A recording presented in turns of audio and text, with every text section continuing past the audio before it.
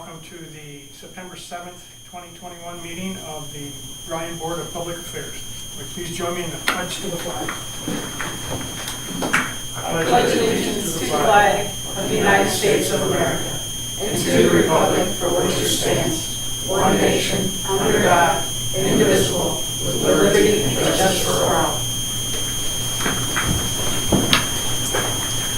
First item on the agenda this evening is to approve the minutes of the August 17th, 2021 regular meeting. You've all been presented with the minutes, had a chance to review them, look them over. If there's any additions or corrections, please speak up, I guess. Tom, I see no additions or corrections. I'll make a motion we approve as presented. Second. Jim? Yes. Dick? Yes. Tom? Yes. Karen? Yes. Annette? Yes. Next item is a hearing of public concerns. Seeing none, we'll move on. Presentation and discussion on Bryan solar field. Nate's going to lead that.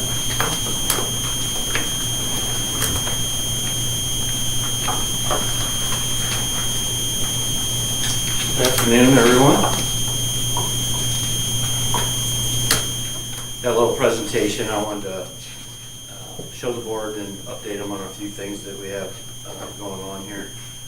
Of course, this is, everybody's aware of our solar field out there on 34, just northwest of town. I want to take this opportunity to discuss and update the board on a few things. So there's public. Just a reminder that public power promotes the advantages of public power, customers and residents, and it's always celebrated the first full week in October. This year is going to be held October 3rd to the 9th. So this is coming up on the 10th anniversary. It's kind of interesting to see. It's been almost a decade ago, you know, who's there and who's kind of an interesting shot. So that was the first year of the solar field. I think it was put in February. It was put online and later there. So I wanted to give you a little background to start off with on the solar generation. Utilities broke ground in basically 14 acres. Cost us about $7.4 million. This was done in December of 2011. By mid-January 2012, there was 23,530 solar modules were in place, and the entire 2-megawatt solar array was generating power on Bryan's electric grid. By mid-February 2012, BMU Solar Field was one of the largest solar projects of any public power in the state of Ohio at the time, which is kind of crazy if you think about it compared to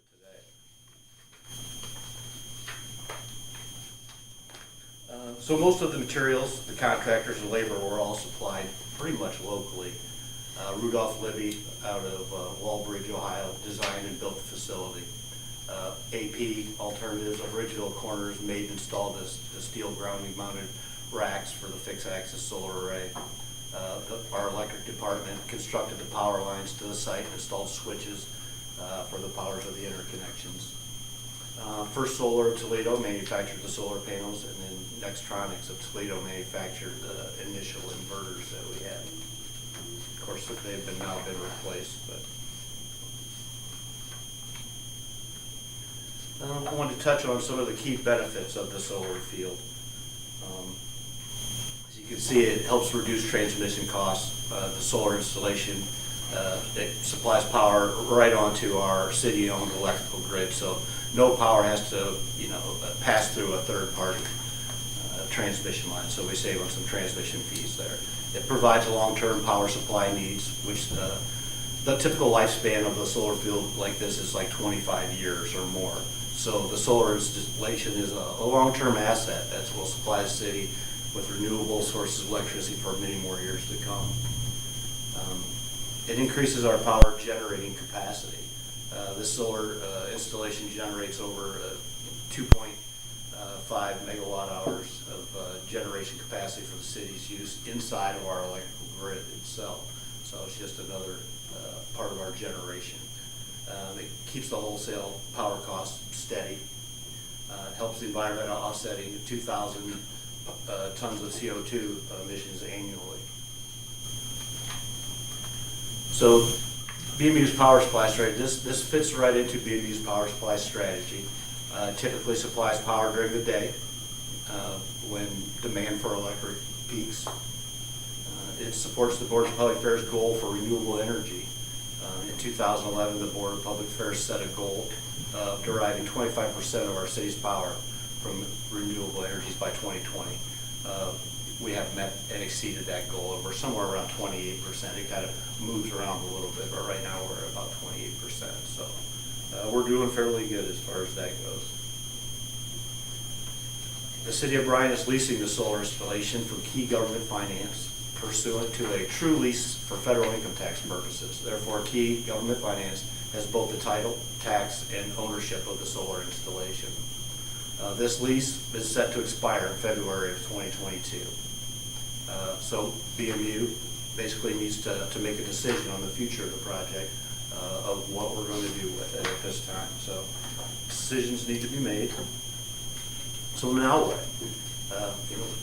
We have a decision to make. There's a large amount of legal paperwork. If anybody saw the stack of paperwork in there, this legal agreement that we started with, it's this thick, it's crazy.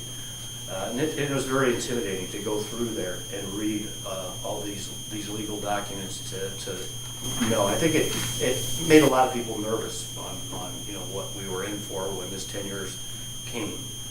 So it initially seemed it was going to be difficult and very expensive. As far as the termination value at month 120, at the 10-year mark, which will be coming around in February 22, it was listed at over $3 million. That was our termination value. That was one aspect of this. And then future fair market value appraisal. So there was an appraiser done, and we're going to see that term coming up, fair market value, a lot. But there was an appraisal done at the initial, when we built the solar field, and it was estimated to be worth $4 million at this time in February of 2022. So we have $3 million, we have $4 million. That's what people were looking at, to be honest with you. So I want to take and break this down to two options. There are derivatives of this too, and it kind of splits off and goes many directions, but I'm going to try to make it simple, which is what I had to do to try to understand it myself. So, option one. Our first option is that we can continue our obligation under the lease until all equipment is purchased and or returned. So our current monthly payment that we pay for this solar lease right now is over $50,000 a month. The current yearly payments that we make are over $600,000 a month. So we've been paying on that for 10 years.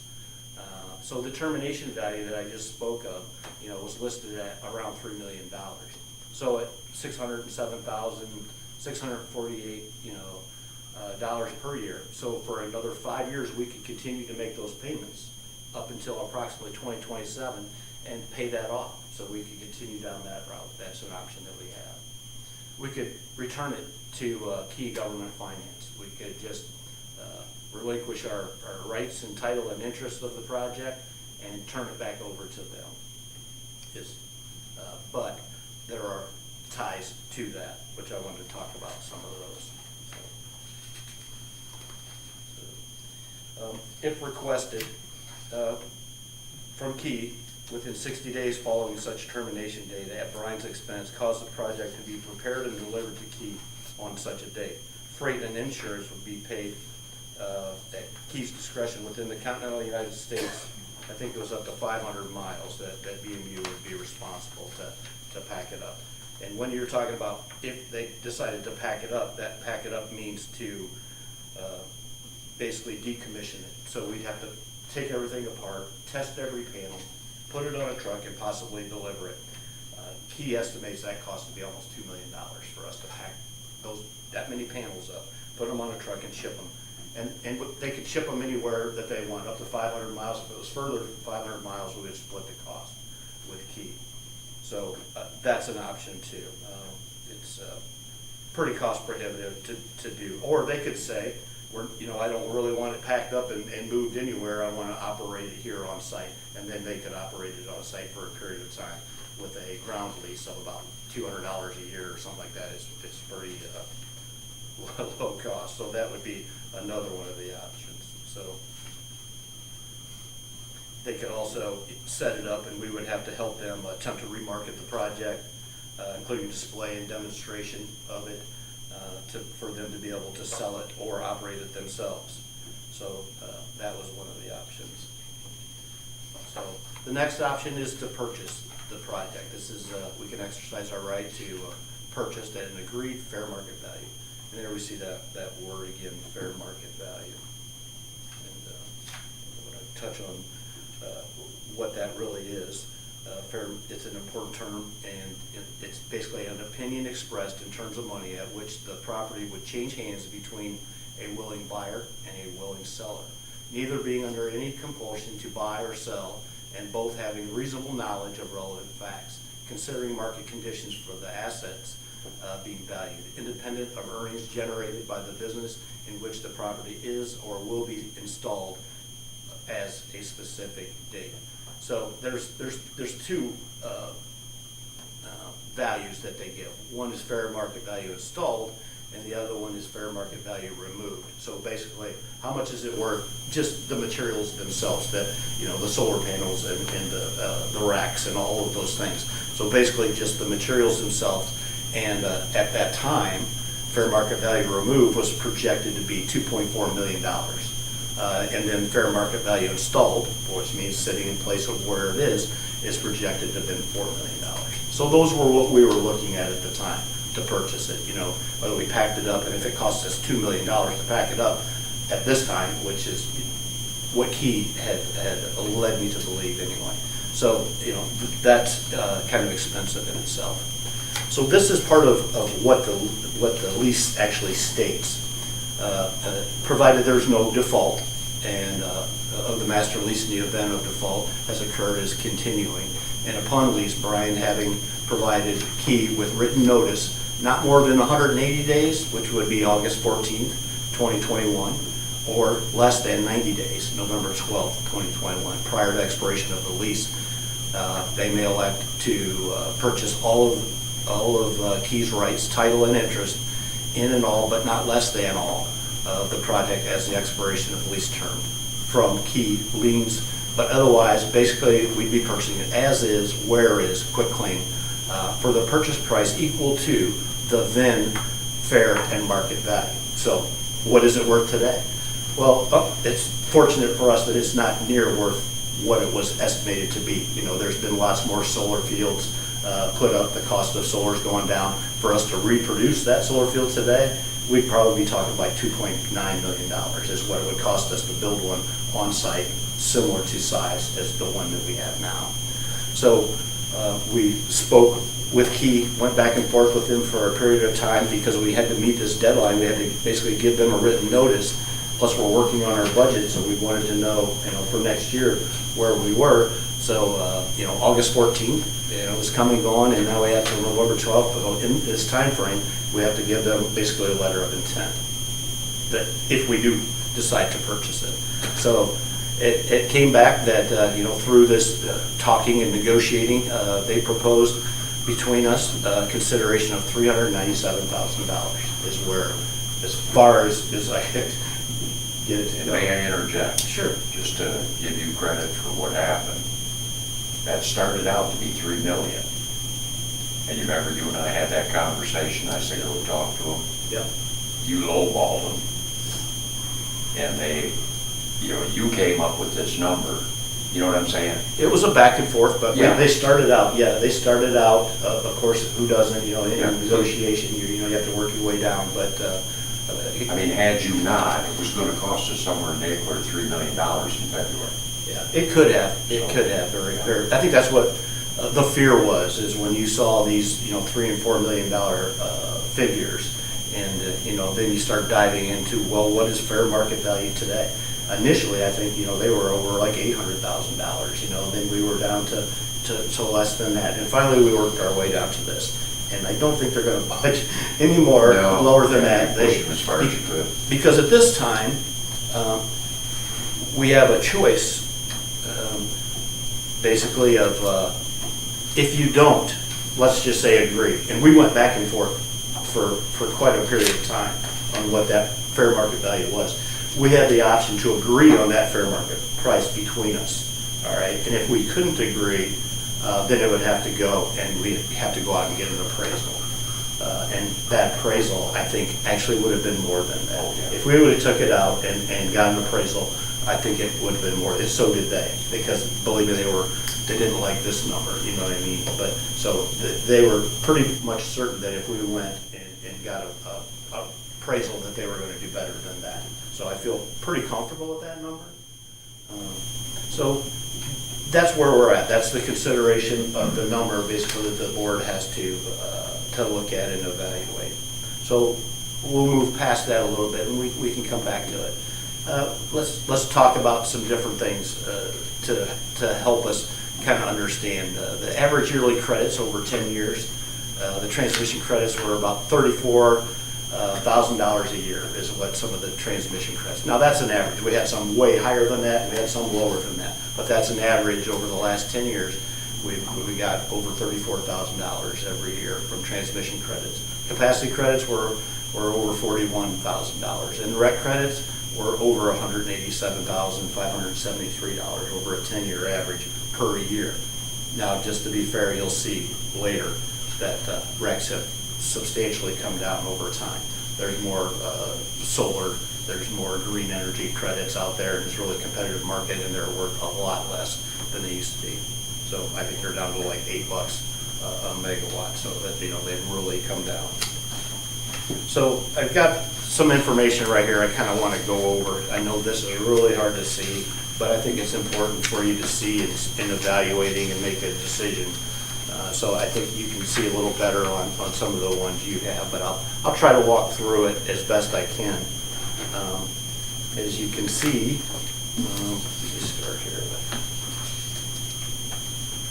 This shows the first 10 years of ownership and the next estimated 15-year cost. This is without any credits at all.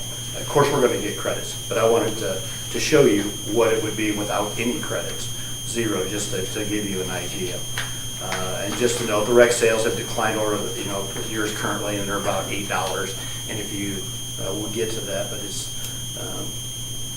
the projection of yearly generation for the next 15 years.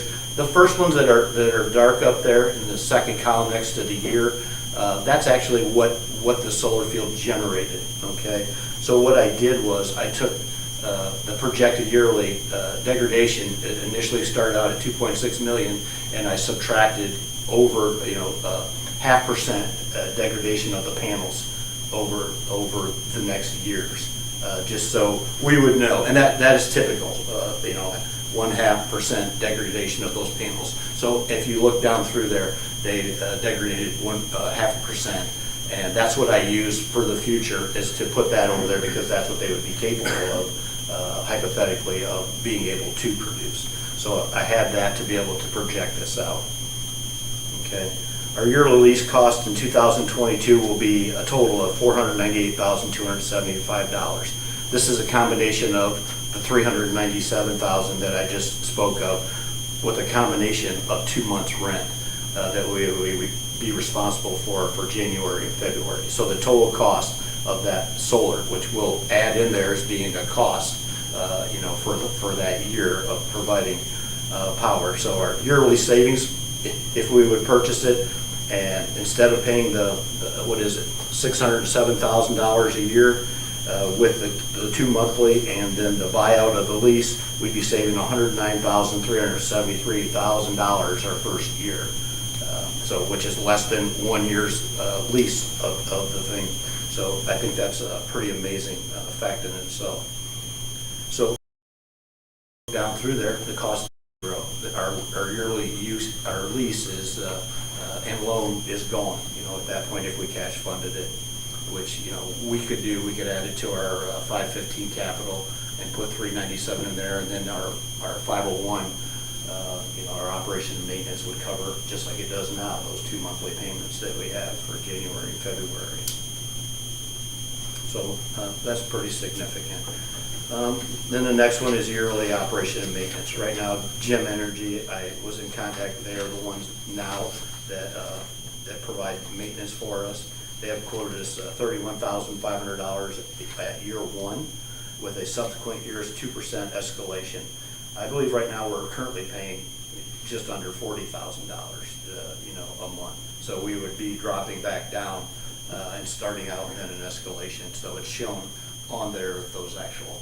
I added in there as far as calculating the replacement of inverters. We used to have, I think, 11 inverters. We now have 2.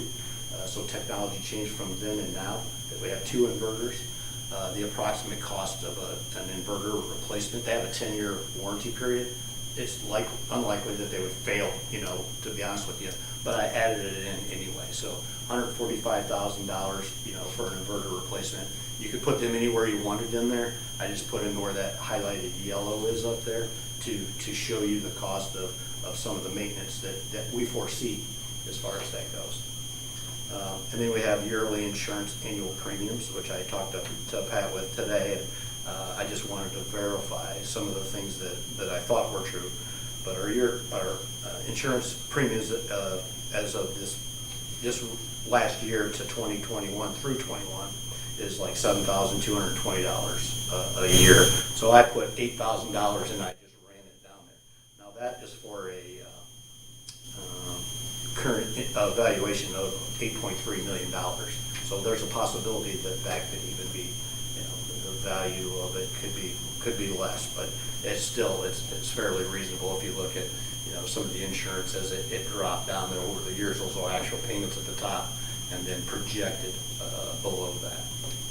So if you look at our total yearly expenses then, which would be the next line, what it does is it adds all that up. How much did it cost for the lease, the operation and maintenance costs, your insurance.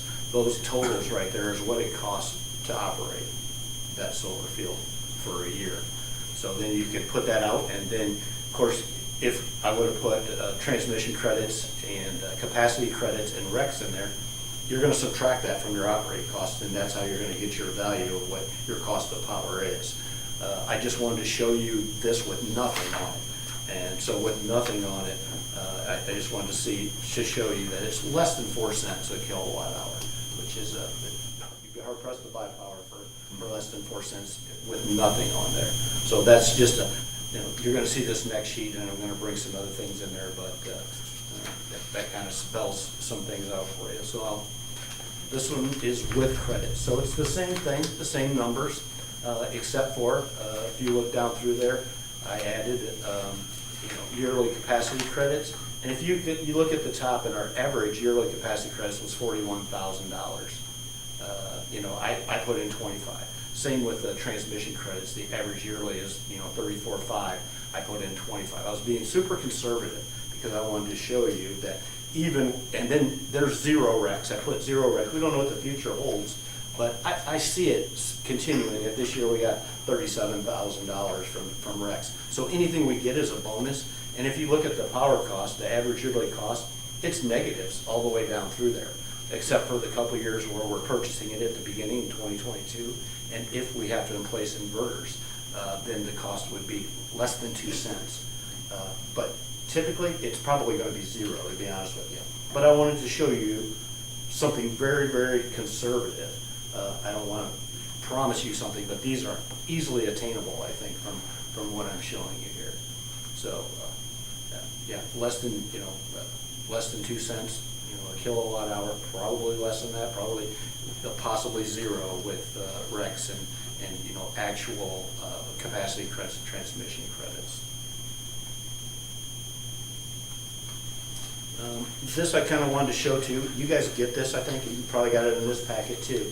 It shows a graph of basically since the inception of 2012, month by month by month, right? And I mean, you could look at that. I just want to make sure that you understand when you see something like this, that you can look and see that in 2012, them panels were brand new, probably no dirt or dust on them whatsoever, and they were brand new and producing their maximum. But I'm just going to use January. Well, January's not a good example because they were just starting. So let's look at any way you look at it. Don't sit there and say, oh, there's an improvement over the next year, the next year, the next year. This isn't degradation of panels. It's the sun shining in the month of August, or is it cloudy and rainy? That's what affects these numbers. not the degradation of the panels. So you don't want to look at this and say, oh, we're losing production of those panels, because it's just like the dam. If you look at the power dam, right? It's work. There's zero, right? Unless there's water to run over it. It's the same with sun in our solar panels. So when you look at this, don't necessarily say that it's declining, because it's really not. You know, that's the actual how much sun was out during, you know, times of the year. So that's what it's reflecting. Although there is degradation in the panels, and I kind of showed it on this. This is what they're designed to do, you know, at 0.5% per year. But I just kind of wanted to point that out to you, that, you know, that's not necessarily, it's only as good, we capture, you know, what we can capture when the sun is shining. So with that, I'm open to try to answer any questions that you have, and try to digest some of these things, and maybe try to get some feedback from the board of what they think of our path forward. I know that we have, I'd like to know something. We're starting our budget, and by early next month, we'd like to have some budget numbers prepared for 2022. So we're kind of working towards that goal. So making a decision with this will help us in our budgeting process and our way forward. I don't have a question, but it seems to me that it's served us pretty well over the years. And I don't see that there's a lot of maintenance to it. I mean, other than, what, a few years back, it really wasn't when lightning got into it and we had the disagreement with Rudolph Libby over the maintenance, and even then, we thanks to insurance, I guess, we didn't get hurt too bad on that. Right, that's right. And, you know, thanks to your expert negotiating ability, and I would also say, I wouldn't think, you know, I believe what you say is true, that there's a lot of solar fields going in. I know the one up north, and we were just south of Sherwood. And the farmers down there have signs up all over hell. There must be another big solar field going in down in the Paulding area somewhere. So I would say that since the market's going so great, that the cost has probably gone down considerable, and I can't picture that there would be a huge market out there for used solar panels. So that's probably working in our favor too. Right. So yeah, it's kind of like the bank, Jim. You know, the bank repossesses a car and it sits out front. They're really not car salesmen, are they? I mean, that's not their specialty, is selling cars or trucks that they, you know, repossess. So but Key is a pretty big place, and I find out that they do that. So never say never, but you know, I'm sure they're probably pretty good too. And fair market price is probably what a person is willing to give for it. I don't know. That's exactly right. Yep. So I don't know. I mean, like I say, other than the what was it? Lightning got into the inverters. Yeah, that's where we had 11, and now we have 2 because the technology's changed. So I mean, it's you know, which may have helped us. I mean, you look at the production there, you can kind of see that. Yeah, that was 2017 was a down year because of that inverter replacement. They got it up pretty fast and picked up production again, but it was one of our lowest years that we did have. And you know, after that, if you look at our production, you know, our production actually went back up a little bit. You know, it was down to 2.5 and then stayed at 2.5, so it hasn't really fallen off. I mean, it's hard to look at that and say that it's increasing or decreasing, because like I talked about the sun, but I think it helped us by. Well, we've had it almost 10 years now. Yeah. And there wasn't a lot of them around at the time, or at least not in this area, but they seem to be popping up. So. And there's not a lot of maintenance. How many times do we forget that it's even setting out there? It's not like you're out there, you know, doing a lot of maintenance to it. I mean, they go out and they check everything, and you know, what are they looking for typically? They're looking for woodchucks digging around. You know, I mean, different things like that. Are broken panels, and you know, I think there's been a handful of broken panels over the time that they replaced. So, you know, I think that's a pretty fair, you know, estimate of around $30,000 to maintain it and not tie up our guys, you know, for the year. So question on the maintenance. So that's a once-a-year check from, who did you say it was? It's from, it's Rudolph Libby. It's Jim is a subsidiary of them that is doing this, the maintenance part of it. So they would cover yards? in Well, this they go out there maintenance and they inspect things quarterly, they do thermal imaging to find hot spots and the inverters and different things like that, to check for broken panels. There's a checklist of items that they take care of. So let's say if there was a broken panel, that would be covered in the cost of the O&M? Probably not, because it's just maintenance. As far as like materials go or anything like that would be above and beyond as far as that goes. I think there is still quite a few panels left over that I think that we could probably take possession of and be able to use to replace them. I forget, I don't really want to say a number, but I want to make sure that we get those panels for this agreement, which we should, because who else is really going to use them? But and occasionally one does break, So it's nice to have those replacement panels. I don't think it's in our best interest to spend a couple $1 million and get nothing for it, to ship them off. We already have everything there. Yes. And it just seems, listening to your presentation and reading over the spreadsheets, that, it's gonna pay that $397,000 off in very short time. Sure. If it's 3 years or 4 years or less than that, and then we're just, Plus, after Getting February, electricity for nothing. we won't have to pay the $100,000, yearly. Plus, we still get the transmission capacity and renewable energy credits. I mean, my opinion is, I would like to see us move ahead and get this thing paid off, and let's save the money and Yeah, I don't think it's a bad deal. So if you look at before they change their mind. or if somebody hears this and somebody else wants to buy it and Yeah. operate it in place, so it's. I mean, it makes no sense. I read the contracts before, prior to your administration. We had that option to either purchase it or pay to move it. That doesn't make any sense to me. $2.5 million to pack it up, plus all the aggravation. Yeah. Plus, it still keeps with our renewable, right, our carbon footprint that we set for 2020, to be at 25%. And I agree, it's not even in its half-life yet, so, it'd be like giving somebody else something in fine shape, fine condition, and they'd be getting a deal, and we'd be out of it.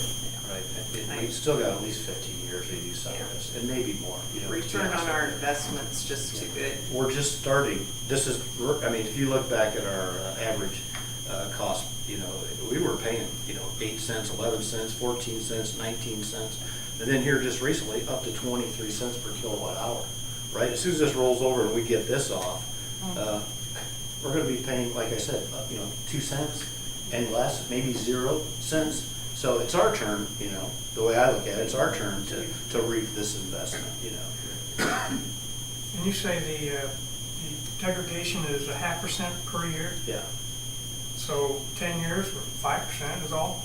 right, that's what, Now? in 2025, we're still looking at 2.3 million, as far as our, 2,300,000 kilowatt hours compared to, 2.6 that we started with. So there's still even life after that, to be honest with There's you. a lot of life left in those Right. panels. Yeah. Yeah, they're not gonna drop dead at 25 years. I don't think so. And part of that cost is that, we paid over $7 million to build one today. 2.9, I think, is a high number. I think you could actually get one built a little bit cheaper, but on our property and everything else, 2.9 million, it's come down a long way. So that's part of the negotiation process. Hey, we can get a brand new one built for 2.9 million for the same thing. Why would we give you 3 million, or 4 million? So you're starting out in a good position. But solar, initially those were projections. They didn't know where solar would be. At that time we were one of the largest municipals. Now we're probably getting closer to one of the smallest ones with the size of these ones that you see going up around us. And they're going all over. I've been approached by people that want to put more solar up, and take the tax credits and kind of do the same thing, you know what I mean? But so it's, we've come a long way, and it's, we're at that point right now that we could take advantage of this and we could, Reap the benefit. exactly. But It's up to you. I mean, it's up to you guys how you want to proceed with it. We can either, a couple choices, we can, think about this and digest what we just learned, and you can look over some of these things. Or Sylvia prepared a resolution in case that you thought that it was something that you wanted to do to proceed. So she did prepare something in case that was the direction that you wanted to go. But I'll I leave it see up to the this board. as a win-win for the customers. It's going to help us keep from raising our rates to them over time. And it's keeping us green. That's another good thing. It's keeping us going the direction, non-carbon, no pollution. I think it's a good thing to do. Besides that, I guess I stop and think about the investment that we've already made in this solar field in the last 10 years. It'd be like buying a car and then turning around and paying somebody $2.5 million to take the car. That doesn't make any sense to me. We've already made that investment, and it's helped us on our energy portfolio. We've already paid money. Well, I don't know that we ever entered into this as considering it a short-term investment, did we? No. I mean, I was always of the impression that we were gonna stick with it. I think that was Steve Casefair who, Yeah. Headed this whole thing up. Yeah. I mean, I think his intent was this, to purchase it and reap the benefits Yeah. of the rest of it. Yeah, I think he'd be standing there telling us the same thing if he were here. Yeah, I mean, I think that was his, that's what he probably anticipated happening at the time.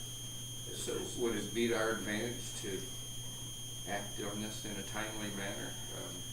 Like today. Yeah, I guess that's Well, what for I'm saying. budgeting purposes for us, it would give us direction to know where we're going, what we need to budget for.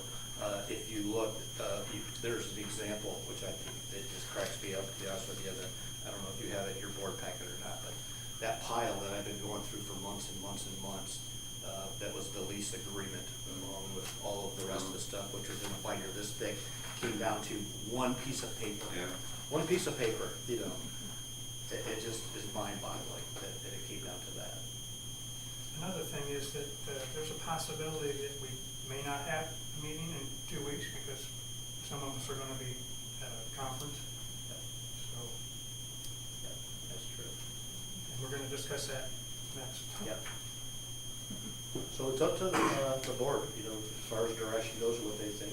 Could I make a motion that we interject this Well, resolution and we can vote on it? we can number and read, right? Yeah. Okay. That's what you'd like to do. We'll have Pat number and read, please. You need a second for that, Pat? We'll vote on it. Yeah. Okay. It'll be resolution number 30, 2021. Authorizing Director of Utilities execute an agreement to purchase the 2 MW solar array equipment from Key Government Finance Inc. currently on property owned by the city of Bryan. If there's any more discussion, fine. Not, we can, I'll entertain a motion to approve. I think we've all talked about it. Yeah, I think we have. You make a motion? Did you make Sure, a I'll motion? make a motion. We adopt resolution number 30. Yeah, I'll second. Dick? Yes. Jim? Yes. Tom? Yes. Karen? Yes. Annette? Yes. Thank you, guys. I hope you will be the Thank you. proud Thank you. owner of Yeah, a thank solar you. field next year. Thanks for doing all the legwork, getting all the numbers together. Remind me to never buy a car from you. I give you a card, Made you make an extra blank resolution. I do. Yeah, it's pretty spelled out in there. You have an extra one too.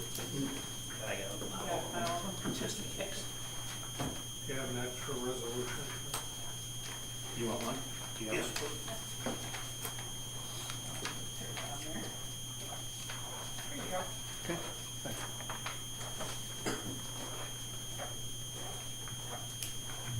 Next item is request to post the water department position. Jackie? Good evening, everyone. At this time, we respectfully request to post for the water plant supervisor that has been vacant since Derek took the promotion to the superintendent position. We had some discussion when Derek took that position with Nate and Derek and I, and he wanted an opportunity to evaluate the manpower needs. As the new superintendent, along with Nate was fairly new in his position as well, and at this time we would like to go ahead and fill that position. So we will post that internally. At the same time, we'll advertise through external means as well.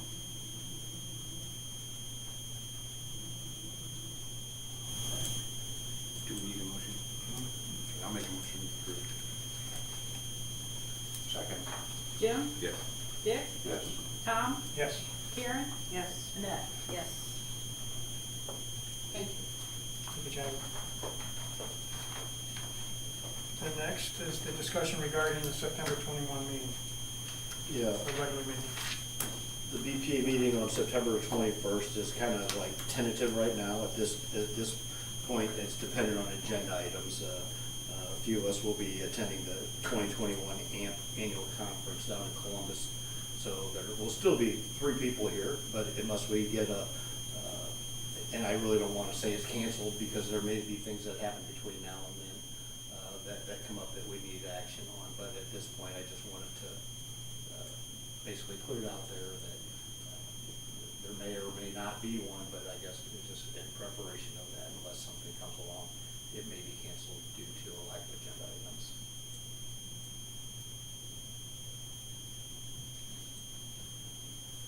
Stay tuned.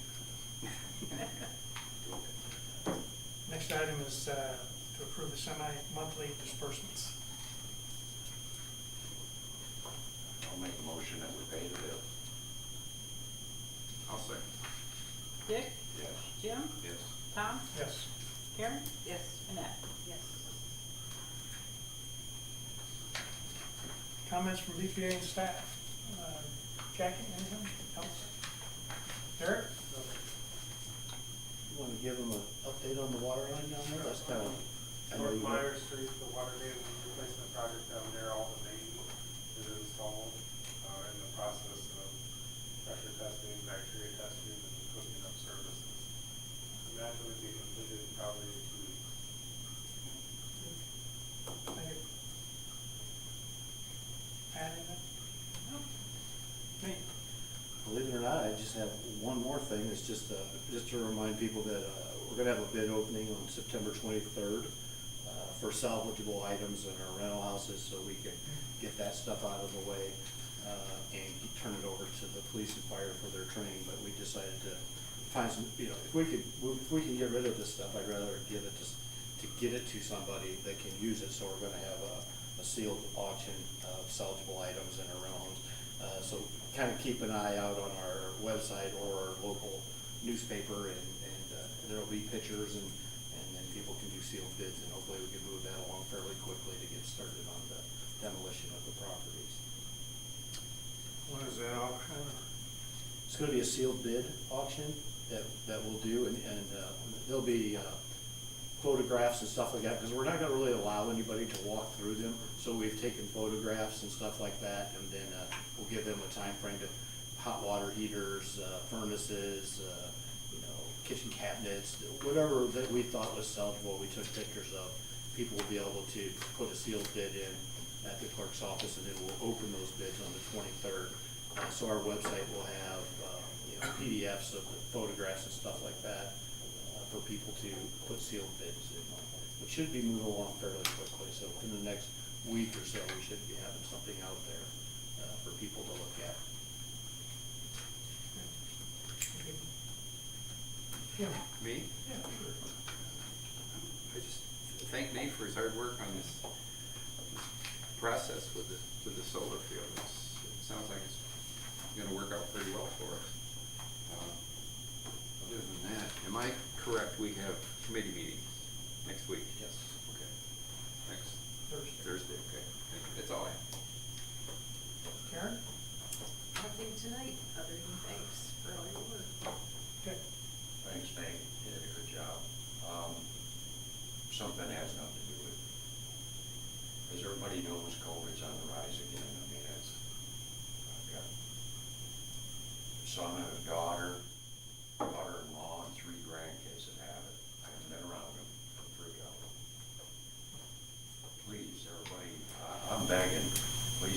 shot if you haven't. Please get a shot. That's all I have. Amen to that.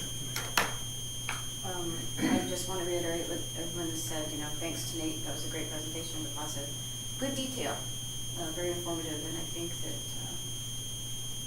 the decision was, you know, I don't want to say an easy one, but, you know, very informative decision was made, so thank you. I don't have anything to add to that. So. Entertain a motion for adjournment. So moved. Second. Dick? Yes. Jim? Yes. Tom? Yes. Karen? Yes. Annette? Yes. We are adjourned. Just pointed.